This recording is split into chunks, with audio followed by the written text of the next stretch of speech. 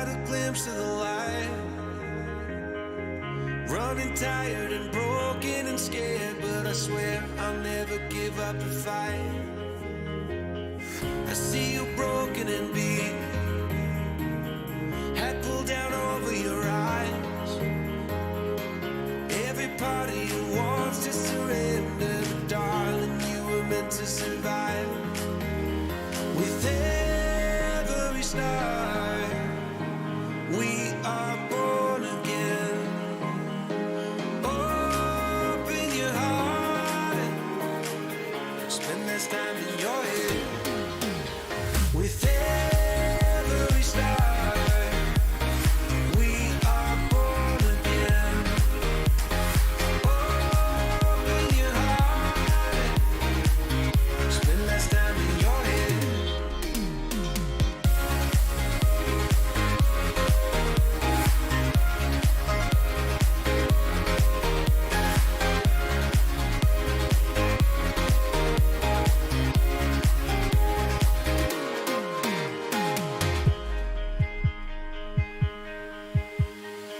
Just like a seed in a garden, you will grow to be tall, staring out over miles of land without it, but wanting to build up walls. Lift me up in your branches, we can watch the sunrise. Just a couple of bruised up souls that believe that it was worth one more try. With every start, we are born again.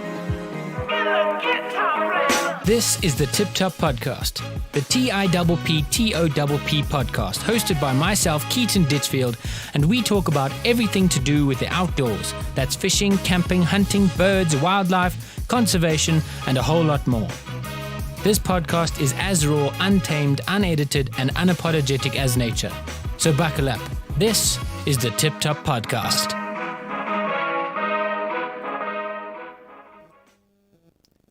And we are live. Welcome to another episode, another Tipp Topp podcast.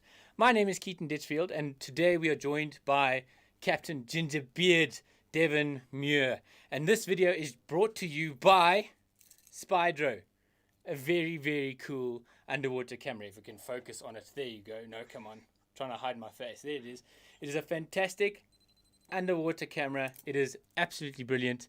And if you'd like a 10% discount on this fantastic little camera, just go over to Captain Gingerbeard's channel, where you'll find all kinds of epic videos there, or you can go into the description below and use the discount code there. So, Devin, welcome. How's it, Keaton? Thanks, man. Yeah, it's flipping awesome to be here, dude. It is so awesome. I've been looking forward to this ever since you asked to do this, man. So cool. How's things going? Looking forward to it too. Yeah, everything's good, man. I'm just super excited for you to join us and to get some of your insight. I've been looking at kayak fishing ever since, well, I'd say about for 10 years. I've always just looked at it and seen how guys go out and watching channels like Rocket Kit and all those kind of things, where these guys go out on the sea with just the manpower and this tiny little thing, and they catch these amazing fish. So I'm super excited and I'm honored that you are here to talk to us. I'm really of course, man. Thank you. No, of course. It's always nice giving back to the kayak fishing community, and also it's nice getting the different, helping teach the different fishing styles as well. I mean, you do a lot of carp fishing as well, so never know, maybe one day you come down to Cape Town and we get you on a kayak as well, or I come up to you and catch some carp with you, man. That would be awesome. I'll get you into any carp you'd like, and then, bro, I'd love to go on the sea. Yes. No, dude, most definitely. You just hear this, oh, this is amazing, coming from behind you back there, trying to catch up. Dude. Okay, so for those who don't know, Captain Gingerbeard, Mr. Devin over here, is an epic kayak angler in the Cape. And for those who are watching internationally, that is in Cape Town, South Africa. So we have got rather cold water down there, but we've got some incredible fishing that is there to be had. So, Dev, tell me, how did you get into kayak angling? What started you off? Well, basically, ever since I've been like a youngster, you know, my dad and myself and my brother and my whole family basically were very water orientated. So Okay. whether it's diving for crayfish or spear fishing or just surfing and bodyboarding, we're always in the water, you know, water babies. And we never got to fish that often once, you know, in high school and that. And I just, same like mostly everyone else that also started kayak fishing and the Cape, just went onto YouTube and started watching videos there. And one of my good buddies, Sean Wethmar, he has these awesome compilations of him catching yellowtail. And I was like, I want to do that. And then I just started getting into it slowly but surely. And yeah, it was amazing. I mean, I actually, funny enough, started out using carp fishing reels to actually catch fish. And when the one literally exploded, I was like, okay, well, I need to research a bit more. And yeah, that's you just slowly like research and learn a bit more. And that's how I got into it. That's And it. Yeah, people underestimate the power of salt water. How fast a saltwater reel, how fast a freshwater reel can just grind to a halt and just it was die. I think it was like maybe like 2 trips. And after the first one, it was fine. And the second one, it was like so hard to try and crank the reel. And yeah, it was just, yeah, it was insane, man. I wasted a lot of money because I didn't know what to buy. So I bought more carp fishing reels and then it broke because at the time, the kayak fishing community here in Cape Town, it was very hush-hush. You know, it's my spot, it's my this. And now it's quite vast and the guys are real friendly now. I mean, there's like a lot of friendly competitions going along and everyone's helping each other, which is so amazing. That's also why I try and do as much as I can in the videos to get newbies out there. Because I mean, the bigger the sport, the more safe it is, you know, in numbers. So it's really awesome like that. Yeah, that's I totally agree with you in terms of getting word out there because I feel with that's one of the reasons why I started Tipp Topp, because specimen was very similar to your kayak fishing back in the day. You hear that, oh, you do specimen. Oh, dude, I can't get any information. I don't know how to do it. People won't tell me anything. And they were quite closed doors, but now with videos and stuff, can start to help people, start to teach people. Like as I learn, I try to teach people, and the same with you. But for you guys, it's a whole different. There's more stakes involved, because with me and carp fishermen, if carp fishermen just go out on the bank, the worst thing that could probably happen is if they get robbed or something, if they go into a dodgy area.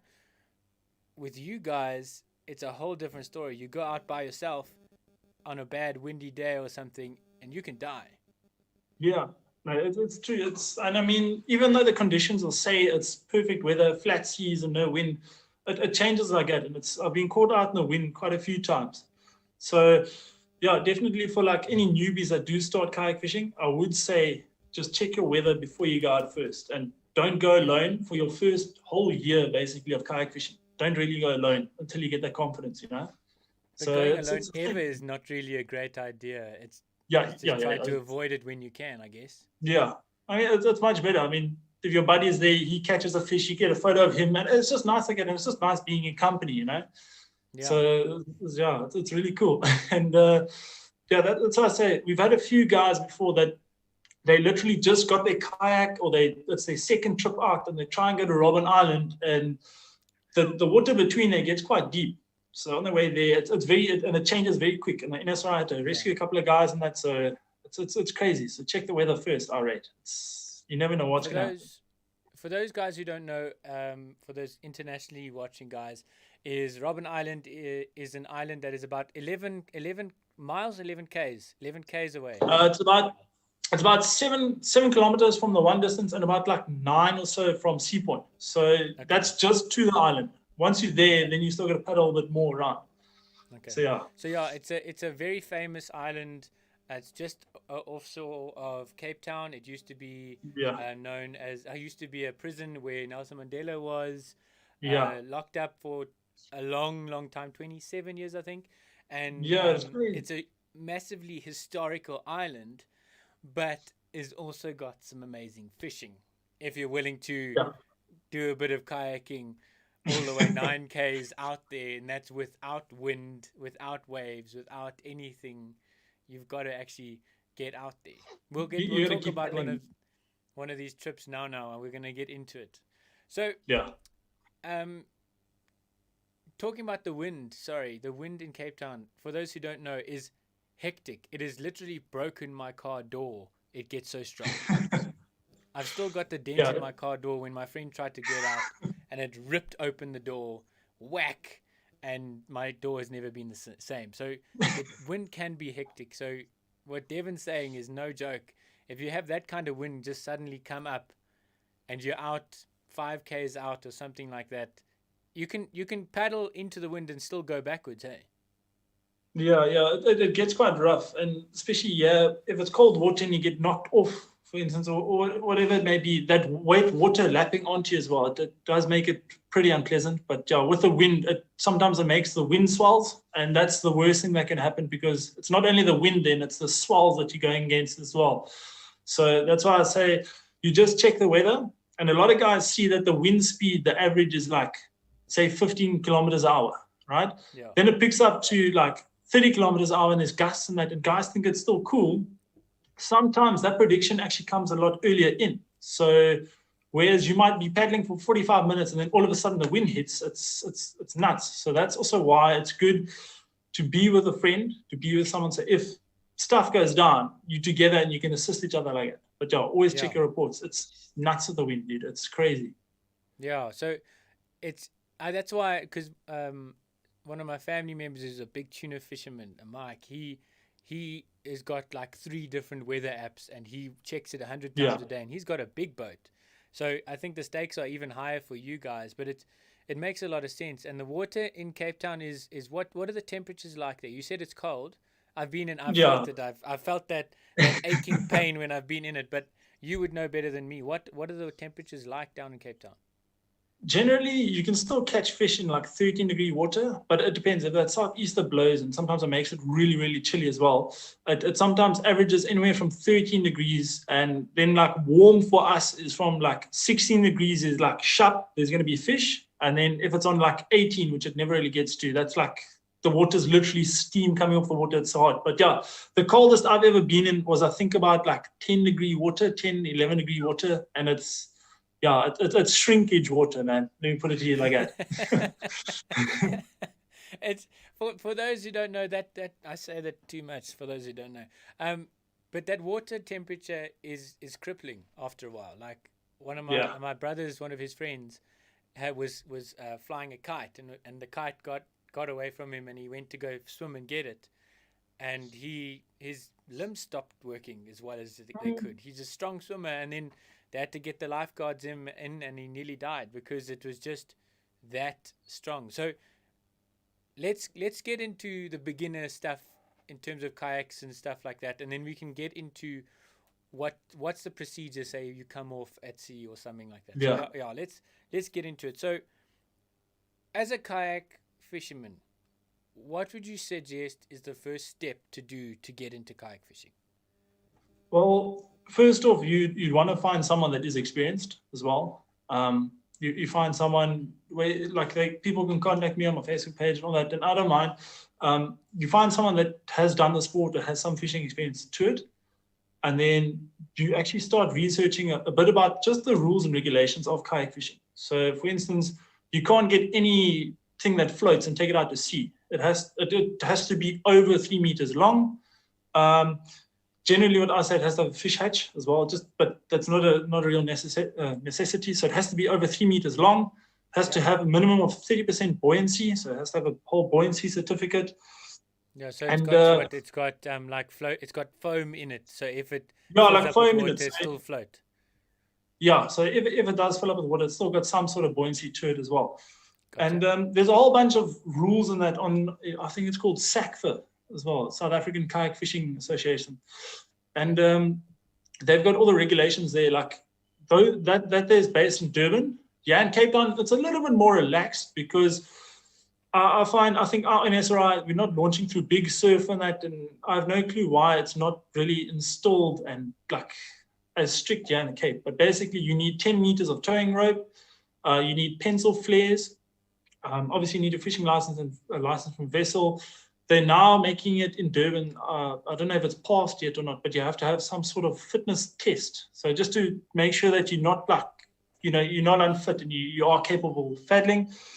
And also they make it that you need at least a bottle of water. I think it's 750 mils of water just in case if something happens, you get blown offshore, you are fine, if you know what I mean. So it's quite hectic like that. But I do recommend the longer the kayak, the easier it is to paddle in terms of keeping up with that speed as well. So the shorter kayaks usually get blown around a lot, which isn't so nice, especially in the wind.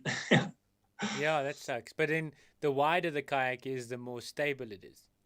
Yeah, but then So if you it got to gets find a too bit of a wide, balance, eh? yeah, so you got to find a bit of balance. I rate anything like over 75 centimeters sometimes is a bit too wide. But it's all like I've said before, different strokes for different folks, you know. So whereas you'll be fine on kayak A and I'll be fine on kayak B, we won't be able to switch kayaks sort of. So like I used to have a fluid bumper back in the day, and some guys I live know on the that fluid kayak. bumper. Yeah.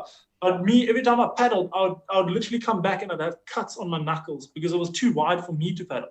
So now I'm down to the Legend Trident, which is it's excellent on the sides. It's nice to paddle. It's nice and comfortable for me. And yeah, You did a review on that.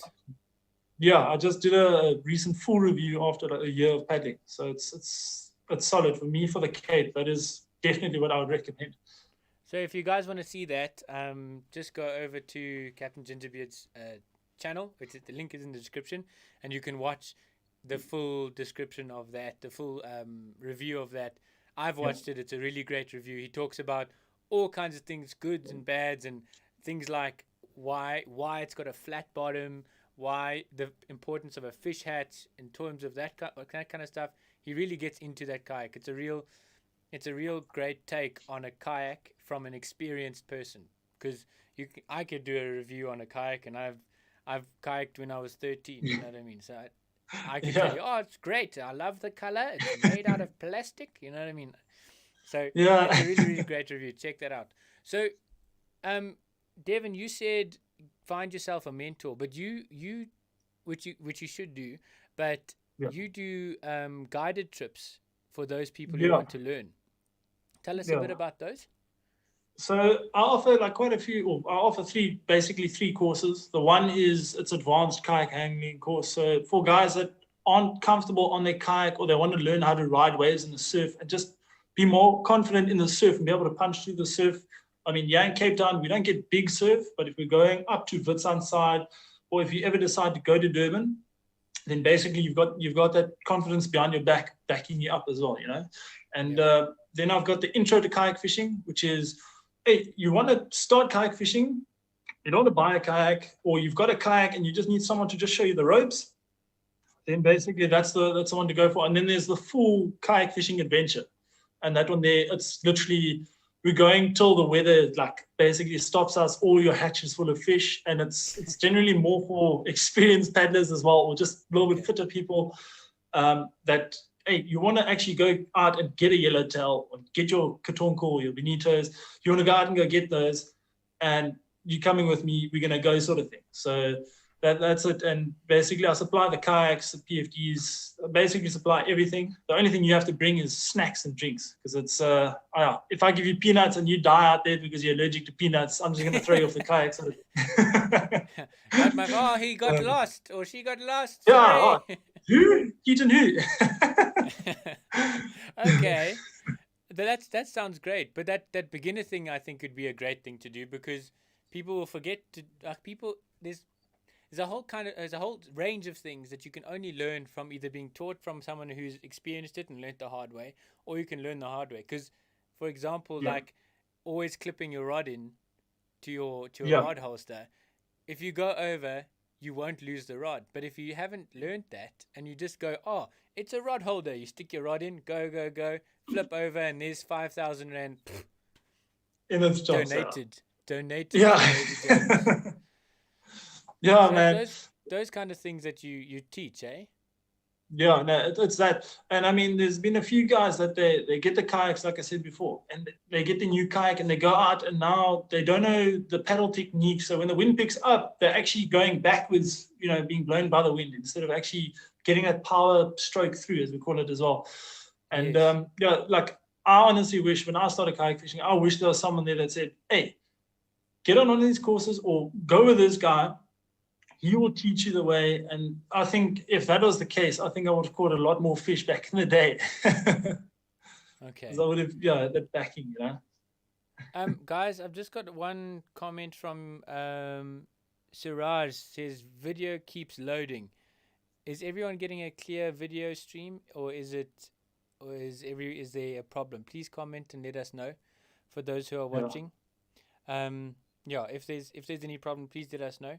Otherwise, we're going to keep going and assume it's right, and maybe assume that it might be Siraj's internet connection, but my internet connection might not be 100% either. Okay, so with that said, so let's say you are looking for a kayak, your first kayak. Say you're looking secondhand or new. What would say be the 5 things to look out for a good sea kayak in Cape Town? Okay, well, first off, with me, I would say obviously it has to be over 3 meters long. Yeah, but I would say anyway, like 5 meters is like 5 meters and plus is pretty good. Everyone says the width and the stability, that's very important, but it's the same as riding a bike. So the stability you'll get used to on the kayak. So I would say it's the length. It must have a rudder, so you can control. So when the wind picks up, you can just keep on paddling and your feet do the steering. Okay, because that's a huge. I've gone on a kayak before where you just with one arm and it's the arm gets popped very quickly. You get blown around like a lily pad basically. So that's a huge one. Also as well is with that steering, you've got the rudder. It doesn't matter whether it's recess, overstern, understern. It doesn't really matter. A fish hatch, and that's the big hatch between your legs. Obviously, we're going to put your fish in that. Reason being is if you've got rods and you're going through the surf, or if the wind picks up bad, you just put the rods inside your hatch and all you have to focus on is paddling. So if you fall over, you're not losing any gear. All right. Okay. Yeah. And then storage as well. Have like a little, you like most kayaks, you've got like a little inspection hatch behind you as well. That one there it's vital. You can store all your stuff in there. They call it a dry hatch, but nothing on a kayak is dry. Trust me, nothing. Everything in a kayak is wet, and then it's a little bit dry. Yeah. And then I'm going to say it's like a 5 and a 5.5, right? Is most definitely that your kayak has to float. You'll be this is more for the secondhand sort of things. There's a few guys out there that have bought secondhand kayaks and they've gone out and they've said like, oh, okay, well, my kayak's getting real heavy, and they wonder why. So they turn around, they go back to shore, and next thing, the whole ocean's basically draining out of their kayak. So if you buy a secondhand kayak, make sure you look out for cracks. There's no cracks along the seams anywhere, especially if it's a fiberglass kayak. Yeah. Plastic kayaks don't really break because it's like indestructible. Yeah. So with a fiberglass one, you just look if there's any holes, chips, and cracks in that. The best way to test it is to just pour water inside they call it the bung holes or the drainage holes. Yeah. Pour it in there, and you just turn the kayak around. If it starts leaking, then you know there's a crack somewhere.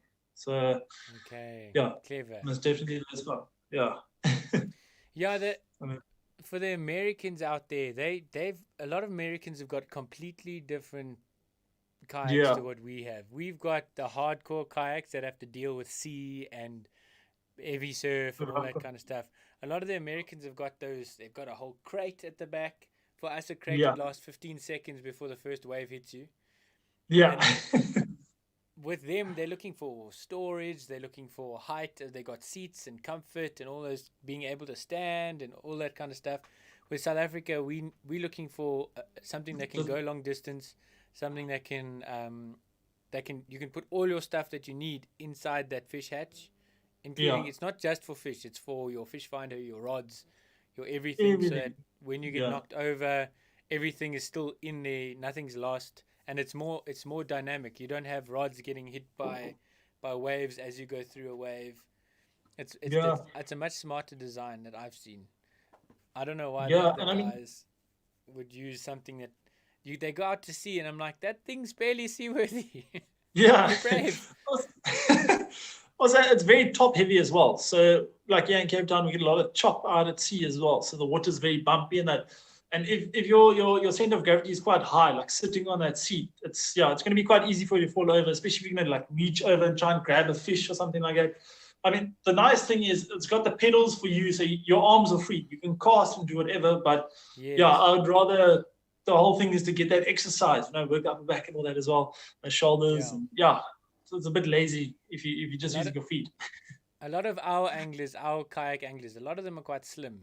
A lot of the American, or not a lot, most of the, or not most, a few of the Americans, it's these big guys with these big hats, and then you just see these legs going like this. Yeah, and they're pumping it. Okay, so with the kayak done, what are the things you would say to watch out for at sea? Like what would you say is just I'd say the big no-nos. What would you say is the don't do when you're looking to go out to sea? Okay, well, first off, like I said, don't go out if you haven't looked at the weather. Make sure that the weather is, you've looked at like 3 different apps. I generally look at like 3, and then I take an average, and if it says it's bad, I just don't go. Try and get yourself onto a group and make friends, so that everyone says, because maybe I'm going to go out tomorrow, but I haven't checked the weather. Now I'm posting it on the group. Hey guys, I'm going out tomorrow. And they're like, dude, are you nuts? It's like 10 meters swells and there's like 30 knot winds and that. So with that, don't go alone, go with buddies. All right. And Dwayne a lot of people the same thing. Dwayne Young said the same thing. Don't go alone. Okay. Yeah. No, don't go alone. No, don't. Another thing as well is, people always worry about sharks and stuff, but there's no worry about that. And a lot of people are on edge. You just have to relax when you're out there. Still be alert. So what I mean by that is, be nice and easy, but as you paddling, look around, because a lot of the times, I've also almost been run over quite a few times at Cape Point when there's a bit of swell. There's boats going around and they're not looking at you the whole time. Most of the times they're looking at their rods behind them to see, hey, is the fish going to bite? So when you're out there, still look around and just check your surroundings. I mean, also, the last thing you want is if the wind picks up and you don't see what's happening, and it can turn very quick. And one thing that happened, I think it was like 2 weeks or so ago, is if there's a bait ball that's being chowed by fish, don't ever go through it. Okay, just rather stay on the edge and cast lures into it. Because my one friend Scott, he decided, no, he's going to paddle straight into this bait ball. He gets straight into it, and I just hear this whale popped up right in the bait ball. It was literally like not even 2 meters. The front of his kayak was lifting up, basically. So he quickly backpedaled. So stay away. Don't go through the bait balls. Stay on the outside of the bait balls. So there's a lot of things in the water that you can't see, but as long as you don't basically bother them or go to them, like with the bait ball, that's fine.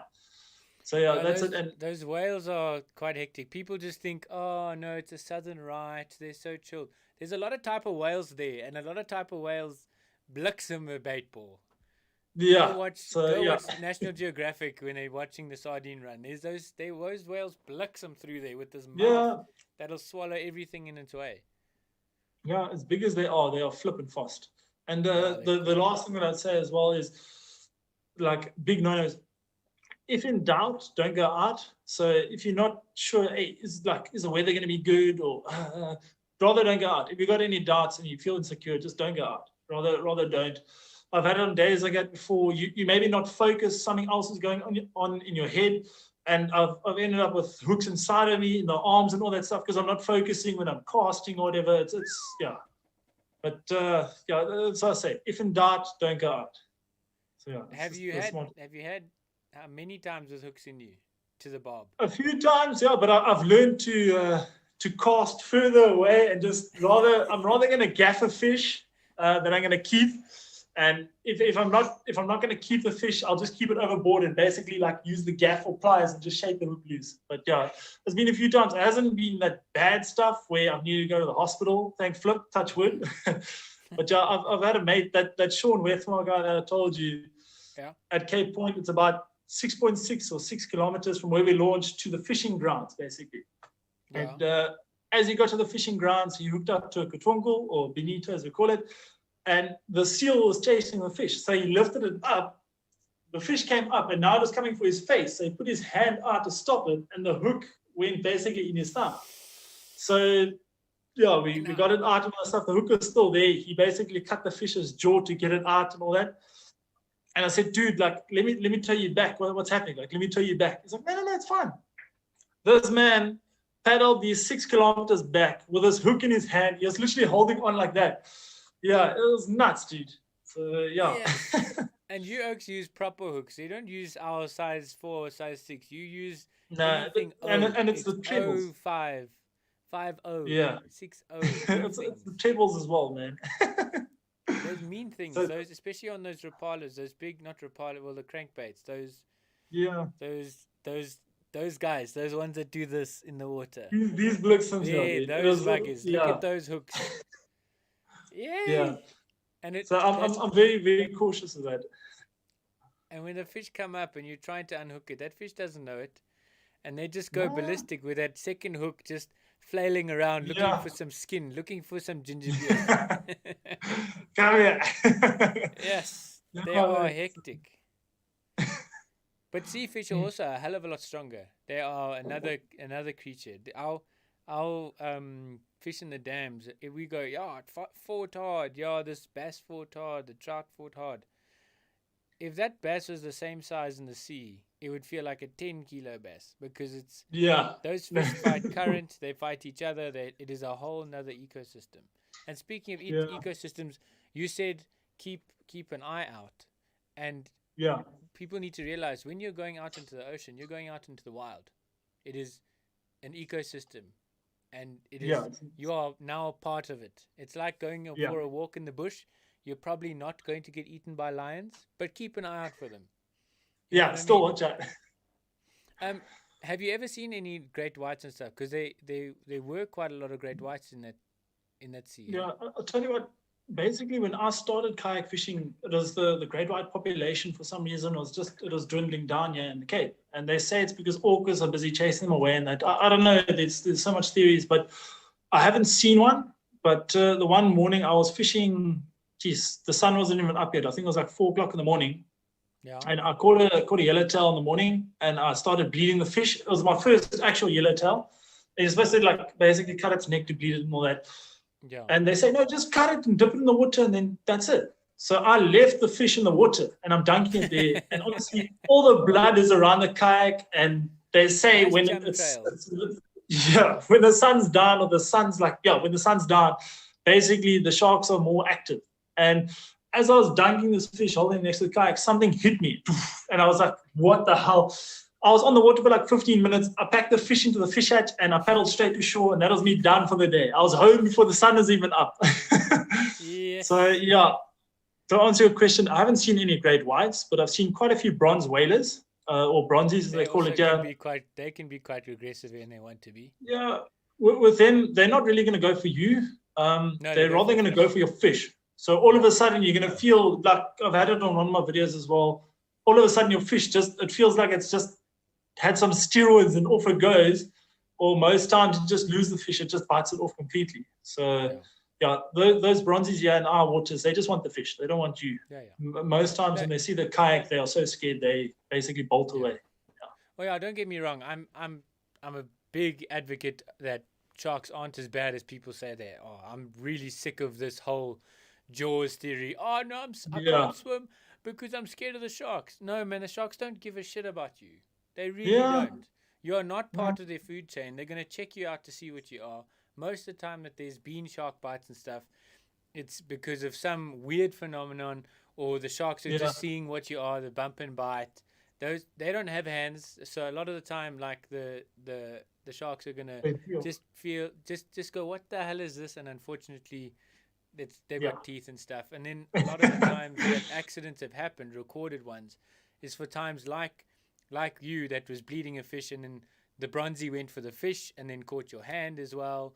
Or a lot of spear fishermen have a lot of trouble with sharks because they try to get the fish up before the sharks get them, and then the sharks come up.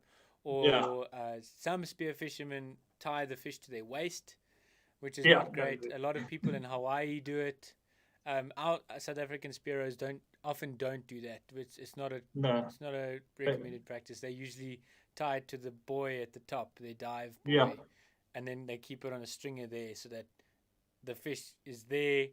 I'm here. Shark can go and eat that rather than me. But it's sharks don't care about you. They'd like to come to you for a free meal, because some sharks have learned that ski boats mean free meals, because a fish attached to a line is a hell of a lot slower than a fish not attached to a line. It's more distressed. Yeah. Do you get taxed by seals as well?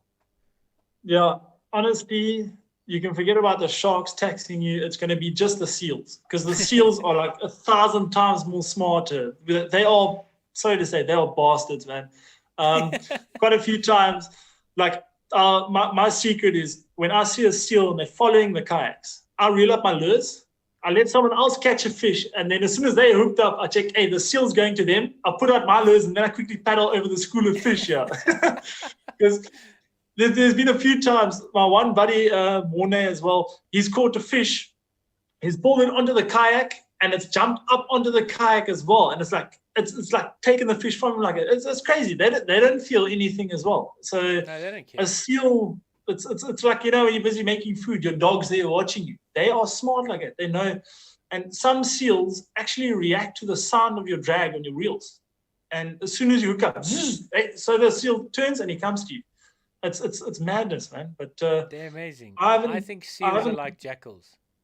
Yeah, they're basically as smart so. as jackals. Yeah, and I mean, there's been a few new curse words that I've learned watching anglers lose their prized fish to seals, and they'll take it, they'll chart, and then they'll go for another fish. They'll just keep eating the whole day, and it's crazy, man. Genre Ferreira says the seals are the worst in capital letters. But sometimes when sharks tax you, so taxing, for those who don't know, is basically when another animal eats the animal on your line, eats the fish on your line. So a shark will tax you by eating your yellowtail that is hooked onto your line. So when we say tax, we mean lose your fish to another animal. So when sharks tax you, sometimes the shark takes over, as in your hooks hook into the shark and you have to catch the shark. Yeah. Now with seals, have you ever hooked into them? Or are they smart funny and enough, they just get away from it? Funny enough, the reason why Genre also commented there, when I took her out to Sea Point, she caught her first fish, and they are so smart that literally chomped or taxed her fish that she only got the head and the lure. Thank goodness she didn't hook the seal. She only got the head and the lure back from the fish. The seal it was the biggest katongo I've ever seen. So yes, they are much smarter. On the one video, you can actually see I'm busy trolling the lures, and the seals come right up to it, and it almost smells it, and it goes away. So yeah, and sometimes as well, if you do hook a fish, instead of the seal chasing the fish, sometimes they wait right by your kayak because they know you bringing the fish in. Coming. Yeah, so it's annoying, man. And the only thing you can really do there is I just loosen the drag and I let the fish swim away, hoping that the seal is going to chase it, or seal's just going to pass on. It's just going to carry on. Oh, man, see that? It's quite amazing how we can fool fish all the time, even with live baits and even with dumb stuff like a piece of wood with a lip on it, like that you were showing us, that pink thing. We can fool fish, but I've never heard of someone hooking into a seal with a Rapala, ever. Yeah. And it's nuts, if you guys want to see that footage, I saw it on your channel. It was very cool. A seal comes right behind his kayak, checks out the Rapala and goes, nah, not a fish, and just goes away. Off it goes. Oh, man. I'm just going to read some of these comments. Go ahead. Etienne says a shark is the real deal. It's the lone shark. Good one. James says seals even herd the fish to your kayak at Ganza, at least. I've never heard of that. That's quite interesting. That makes sense for the seal. It brings them. You hook one, and then it takes its 10%. Yeah, thanks, Beard. Thank you. Sharp. And then what's that, John? When the captor is hunting out there, fish don't know what hit them until they hear captain shout, "Got you, buggers!" So You call your viewers buggers, eh? Why do you call them buggers? It's just what a friendly It's term just or like something. it's slang down here for like friend or like best mate sort of thing. And Okay. it all started with rugby as well. You know, there's a famous Falls Bay Rugby Club. They call everyone buggers. And for me, throughout the whole YouTube channel now of Captain Gingerbeard and making the channel, I was actually once on the water at the beginning as well. And one of the guys, one of my first subscribers, hey, how's it bugger? And I was like, that sounds cool. I'm going to use it. So it's like, hey, now it's, hey, how's it bugger? It's like a positive, I use it in positive light. And for me, it means friend because throughout the YouTube channel now, I've made a lot of friends, which is really awesome. I didn't think I'd get more than 10 subscribers, which was me, myself, and my family, basically. Yeah. Oh, No, that's so so cool. It's like it's like bro, that kind exactly of thing. so. I Yeah, love but it. I'm I not think gonna. it's unique. Yeah, that's the thing, and it sticks with the channel because I don't believe in like focusing on the negative side of life and that. It's just all about being positive, you know. Even if it's one thing positive and there's so much other negative stuff, you keep focusing on that one positive thing, and it's gonna like the light's gonna shine away all the negativity, basically. So I that's why I totally say, agree. like, oh, how's it buggers? It means like, what's up, comrades? What's up, friends? Okay, maybe comrades isn't the right one to say, but yeah, it's like good Yeah, friend, you know? yeah. Yeah. But I totally understand it. It's especially with that positive outlook. You've got to be positive. The world's going crazy. This whole pandemic's going crazy. But Yeah. bugger that. Excuse the pun. Yeah. Let's look on the Basically. bright side. The weather's great. Be The a fish are positive bugger. biting. We're allowed to fish. You know what I mean? It's great. Yeah. And Yeah. that's it's so positive. I love it. Let's keep positive. It's wonderful. Yeah. And I mean, Okay, with so that as yeah, well. Sorry. No, yes, sorry. With that as go well, I for mean, it. there's some guys that have been like, you obviously anything on Google, you Google it and it like, it means like, what is it? I think the one guy Googled bugger and it said it's a pain in the butt or something like that. I'm like, do I look like a pain in the butt, man? That's all positive stuff here. Positive vibes the whole way. So yeah, that's one thing. And I always try and just share the positivity, whether it's like obviously trying to help a newbie out and that. And that's why I always started, you know, yo, what's up, buggers? So yo, what's up, friends? So it's Yeah, awesome, I man. love it. I love Yeah. it. Your channel's always lucky. Even when you don't catch anything, it's very Yeah. happy. You feel good after watching it. It's like you've got a very similar vibe to YBS Youngblood Styles. You've got hello buggers is your catchphrase. He's got we got fire baby, but Yeah. it's a feel good thing. You watch it even if you're feeling cuck. You just watch it, and after those 7 minutes or 12 minutes or whatever it is, you feel a bit better, and it's so lacquer. It's really lacquer. Sure, I love man. it. Yeah, Um, sure. It's awesome. so carrying on with kayaks, how important is a fish finder on your kayak, Okay. and what to look for with a fish finder?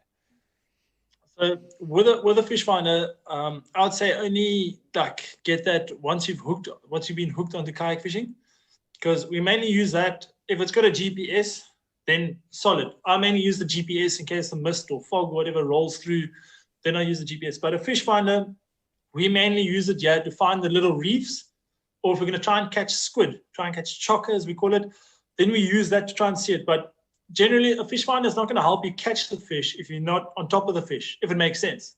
So Yeah.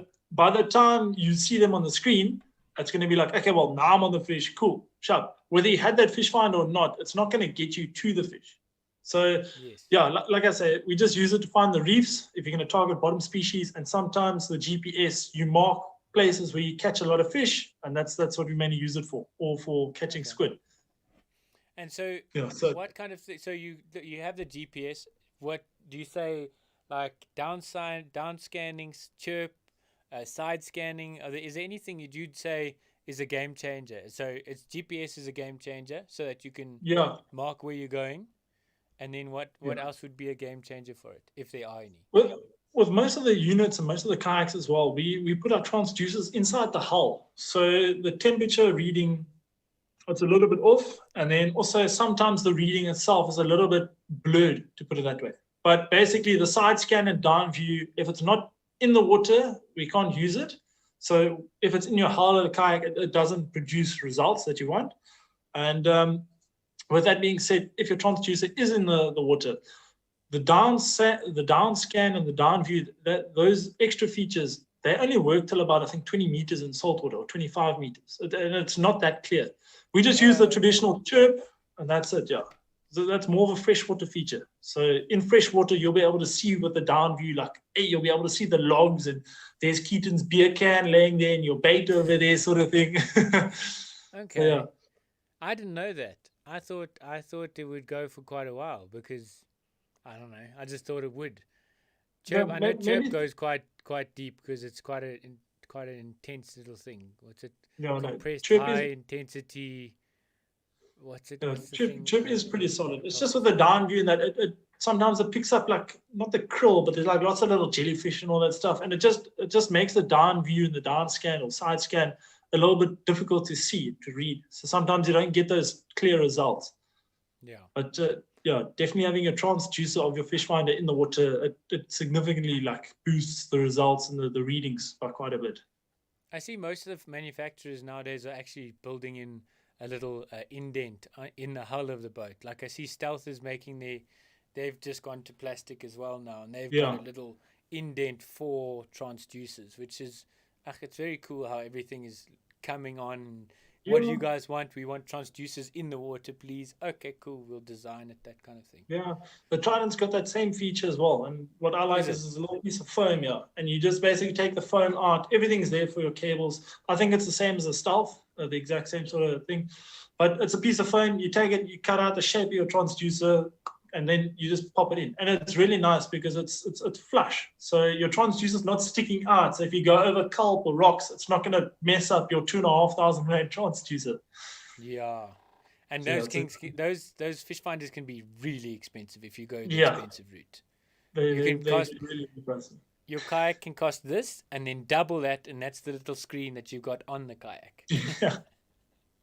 Yeah. Okay, so what else is you spoke about katonkels and bonitos. Yeah. There's a difference between the bonitos you find in KZN So- and then your katonkels. What's the difference? Yeah, so basically, Katonkel is our like local name for Atlantic bonito. That's what it is. So the bonito they get in Durban, it's all got different names. There's like Pacific, there's striped bonito, and all that stuff. Just here in Cape Town, Katonkel is Atlantic bonito. It's got the traditional black stripes on top, and generally it's more of a greenish, dark blue sort of color. Whereas in Durban, they've usually got dots for their little skipjacks or their bonnies, that they call it there as well. Okay. Terrible tasting on Durban side. They say they don't even touch it. It's terrible. I've heard they're good at sushimi, but that's it because it doesn't freeze. Yeah, no, it's also like Akatonko, the bonito. It's actually it's part mackerel, part tuna. So it's actually part of the mackerel family, I believe. Okay. And with that, it's very oily and fatty meat. So like you say, it's not going to freeze long, and it doesn't really taste that nice after you've defrosted it. Some guys do believe in it. But the best taste that you can get is either you have sashimi on that day, you keep it in the fridge, and you cut your sashimi, or you put it in a smoker or on the braai. And I tell you, most times I don't even add braai spice to my katonkel that I put on the braai because it's so naturally sweet and fatty. It's really amazing. So yeah, there's different types of bonito or bonnies as they call it, yeah. But the Durban ones, don't eat those. They say it tastes like iron. It's not nice. Our ones here in the Cape, sharp. Very nice. Well, that Durban guys are spoiled for choice. They've got all kinds of things like Tell me about it. king mackerel. They've got little yellowtails that are running around the back line. They've got Garrick. They've got GTs. They've got Kuta, yeah. Kuta, everything, man. Okay, Yeah, so I've got a little thing I want to show everyone. Speaking of your don't go over a bait ball. So I'm going to show everyone this picture. Now, I don't know if you can see it yet, but it is a Mursa whale it looks a little bit far away, but it's very close to you, but it's also done on a GoPro. So that whale is not so far away. How far was that whale from you? I'd say maybe like 5-6 meters away. I mean, it's okay, maybe like 6 to 7 meters away. It was nuts, man. That one there really, it tested my sphincter very badly, dude. Yeah, those things are massive. You don't realize how big they are until they're close. No ways. And I mean, on that day, that photo was taken at Buffalo's Bay in Cape Point Nature Reserve. And with that day, I trawled to the point, which is like 6 kilometers, and there was nothing. Usually you'll pick up a fish here, there, on the way there. And I picked up nothing. There was no birds. There was no sign of life. So I was like, I'm going to go back to the squid catching spot. So I went back, and it's about maybe 1.5 kilometer or so just from shore. So I'm trying to catch squid, and I can hear the whales in the distance, and they're quite close to the shoreline. And next thing I hear the one jump. I'm like, oh, that's cool. Put on the camera. Oh, look, just jump behind me, and I carry on fishing. And it jumps closer. I'm like, okay, it's kind of close. Then it jumped again. I was like, okay, well, time to pick up. Like I reeled up my line, and then it came. I don't know if it knew I was there or what happened, but then it jumped behind me, and I was like, nope, I'm out of here. I mean, on the video, you can see it lands, it goes down in the water, and then there's like the weight behind me. Now I thought, okay, maybe he's just like shooing me away. You know, maybe it was a calf or whatever there. So I decided now, if the shore was here, I was here, right? The whale came this way to chase me.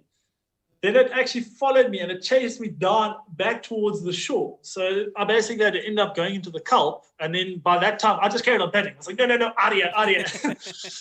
And then I turned around, and they were gone. They were heading towards the point. They were heading towards offshore. So I was like, okay, you know, my motto is learn to love the paddle and the fish will come. So I was like, that's really cool. I'm going to like follow them from quite a distance and see what happens.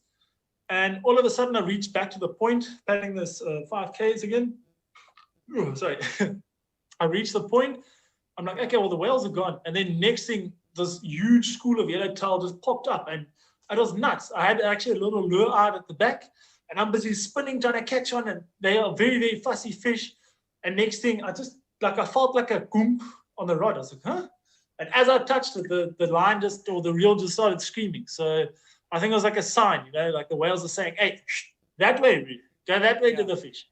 All they were doing was calling you. They say, hey, bugger, come this way. And you flipping going the other way. Hey, bugger, come this way. Yeah. Oh, lekker.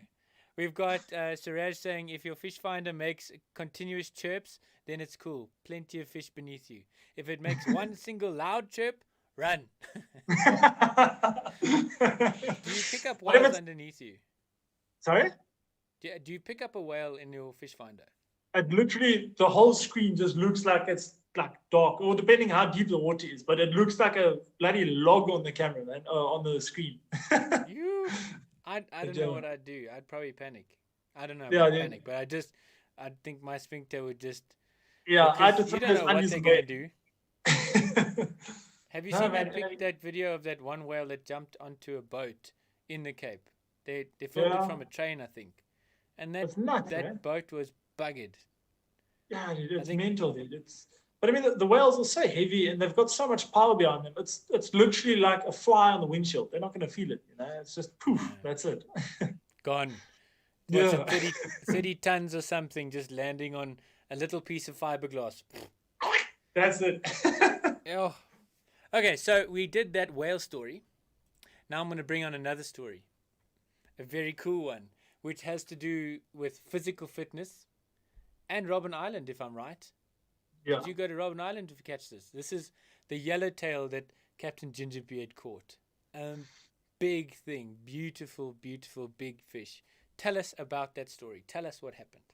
Okay, so basically, there's a competition on where we're trying to catch katonkel, right? It's called the Katonkel comp from Kayak Fish.co.za. And it's really cool. It's a nice social distancing comp sort of thing. But anyways, so everyone was launching by Sea Point, and I was like, you know what? The place where I launched, it's like maybe 5 minutes drive from my house. So anyways, out I go in the dark, in the very cold water, paddle my way through to Robben Island, which is about, from that side, I think it's about 7.5 Ks, 7 Ks or so. So I paddle to Robben Island, and when you're there, the island, when you're on shore, you're looking at the island, it looks small, and when you're there, it's so vast, you don't know where to go.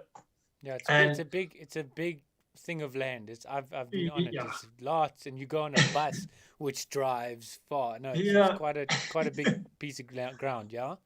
Yeah. So I was like, you know what? It's been a while. I'm just gonna it's been a while since I caught a fish. So I was already going with the mentality and the attitude that I've already, you know, caught nothing for the day. I've got nothing to lose. Yeah. So I went out there and I lost a few fish on the trail. I was like, oh, there's actually fish here. So cool, carried on paddling. And the thing of that is when your reel goes off, you forget about everything that's happened. So I was like, yeah, whatever. And I was just there at that moment. I was so frustrated. So I messaged my girlfriend, Johnny. I was like, listen, I'm going to pack it up. She's like, no. You got nothing to lose. Just keep going. So I literally paddled, I think, another 6 kilometers. We've got a reserve there, but I paddled 6 kilometers basically towards up Namibia, that side. Paddled that way, came back. I was dead afterwards. And when I came back, yet again, a whale popped up. Or I was spinning around, and a whale popped up once I got that Katonko on board. And I was like, what the hell is that? And then on the video, you can actually hear the splashes. And a school of yellowtail, funny enough, yet again, popped up on my side. And I just kept casting to try and catch the bloody tail. And eventually, after a while, I managed one. And it was a real decent size. I think it was 91 centimeters. I don't have a scale because I've never caught fish big enough needed for a scale. And I haven't caught that much. So, yeah, also, they don't last that long. As soon as they're home, it's filleted and charred. But anyways, I was so stoked. It was like, oh, God, this is exactly what it's about. Put it in the hatch and, yeah, paddling back home. I'll tell you, usually it takes me about anywhere from 45 to an hour to paddle between Robben Island and the shore to get back. I think it took me like an hour and 20. My shoulders, everything was so stiff and sore. And yeah, I mean, that's just to Robben Island. Then at Cape Point, it's even further sometimes. You're hitting, I think that day for Robben Island was about, anyway, I think I didn't even measure. It was somewhere between 28 to 30 kilometers or so. So it's pretty far that you paddle. That's a long way. And you had to fight a yellowtail, which don't give you an inch. No. They're like donkeys, man. They kick hard. They're apparently one of the hardest fighting fish, pound to pound. You would know. I've never even seen one in the water. You got to come down and fight one yourself, man. Then you'll tell me. I'll practice. I'll just practice like this. No, just keep paddling, man. Just keep paddling. So what would you suggest is a good setup for yellowtail? What did you catch yours on, by the way? Basically, I don't even have it. Yeah, I've got like a small little. It's these spinners. They're eating a lot of anchovies. So it's basically like these little spinners. This one has a tack sprat, and it's a smaller version of this because yellowtail are very, very finicky. Katonko will eat anything. Yellowtail, if they're eating a certain thing, they're only going to char it. So once I hooked the bonito, I was like, hey, cool. I could see those little bait fish in the water. Little spinners for yellowtail are killer. And the more realistic, the better. So those anchovy sprats, they swim excellently. They're really strong, and they've got amazing set of colors. And like I said, it just looks quite realistic. So if it's not a spinner, generally it's going to be a pink rapala if you're trolling. But the way I like to catch them, I like to chase fish. I like to yacht them. So we're looking for birds diving on bait balls because there's the fish underneath. So I'm paddling, and I've always got a spinning setup on hand. So any 5,000 size reel for our Cape Town waters is good. I mean, the yellowtail don't get much. A saltwater reel. Saltwater. Not a carp fishing reel. Yeah, so basically a 5,000 size reel. If you can go on the boats, you can go like a little bit bigger. And literally, you don't need much more than 30-pound braid. If you're in shallow waters and it's quite reefy and rocky bottoms, then generally the bigger tail, you don't stand a chance. They're just going to go straight down to the bottom. I lost a really big one when I was on the boat with a mate of mine, Dylan. Went to this place up the west coast, Jason. And it's literally, it just said, pluck you, I'm going now. And there's nothing you can do. But luckily on the kayak becomes like an anchor or like a parachute basically. So that fish is, like you saw in the video, the fish is just going to tow you. So definitely a spinning setup, 5,000 size reel. And you need, for spinning for me, you need a really good rod that's light enough for you to feel the action of the lure or the spinner, but still it's got enough backbone. So I've been using the Harty-Rise Black Force for quite a while. And yes, it's amazing. You can literally actually feel that spinner kicking in the water, and then hey, you're at the right speed that this lure is getting the best action. I think it's probably the same for you if you use crankbaits on that as well. You need to feel that lure moving properly through the water. Yeah. So bass I don't fishing, know you got to, because you got to feel the difference between a log and a fish. Yeah. Because you're striking to a log, you can kiss that lure goodbye unless you want to. Yeah, you're going to be swimming for it. So yeah. Okay. Like, most of the time it's going to be, if it's yellowtail, like I say, most of the time it's going to be on the spin. Match the hatch with the perfect little anchovy sprat, the little spinner. And like, it depends. Sometimes throughout the year, they will only take on rapalas. And it'll be, I've had it before in one day where they're only eating rapalas. And hey, cool, I had the wrong lures out. It's a certain type of rapala, certain color, certain depth. Then like an hour later, they're not touching that. They will swim next to your boat. They won't touch anything, but you drop a spinner or a surface lure and they go balls for it. Yeah, and it changes so quickly. It's like, what do you want to eat? It's like when you take a girlfriend out to dinner. It's like, what do you want to eat? I don't know. You got to find out. You got to throw everything on the table. You pick the restaurant. Okay. Yeah, exactly. What about this place? No. It's like, you want this? No. This? No. Yeah, I'm probably going to be in trouble for that one, but yeah. Both of us. Yeah, it's going to be like, Yeah. So that 5,000 reel with that rod, you can use that for quite a lot of different fishing, though, hey? Yeah, I mean, like I said, in our waters we don't get huge fish, and I mean the big tunas and that are like 33 nautical miles offshore. So yeah, you're going to need bigger reels for that. Anyways, you won't be able to paddle there, but yeah, a 5,000 size spinning reel is good, and yeah, I think like a 30 or 40 of the multipliers. All the brands have got different sizes, so. Yeah, as long as they can hold at least like 250 meters of line, because after a while you just chop down like 10 meters once it like wears out.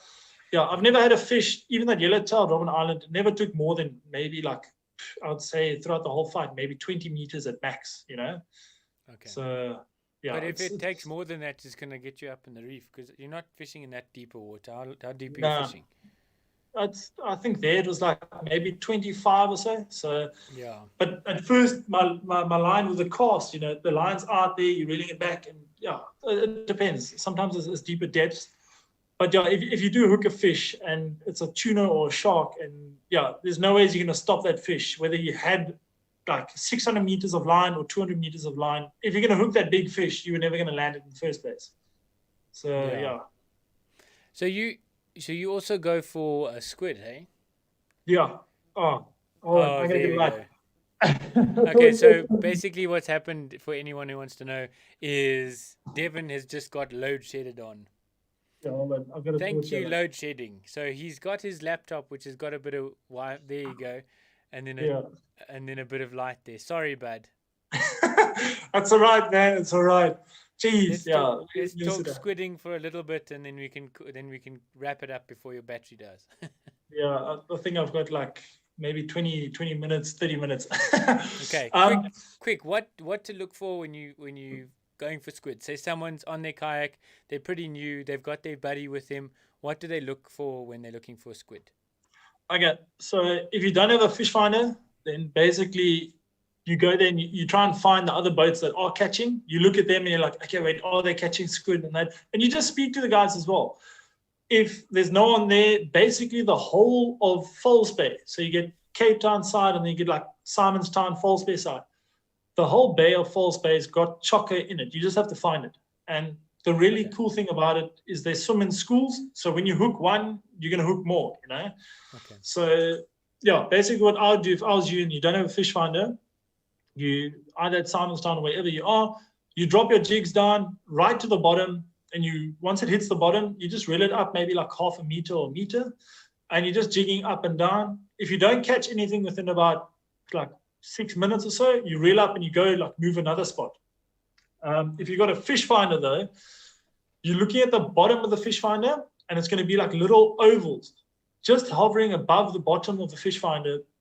And when you see those little ovals, then sharp, you're on the chokka.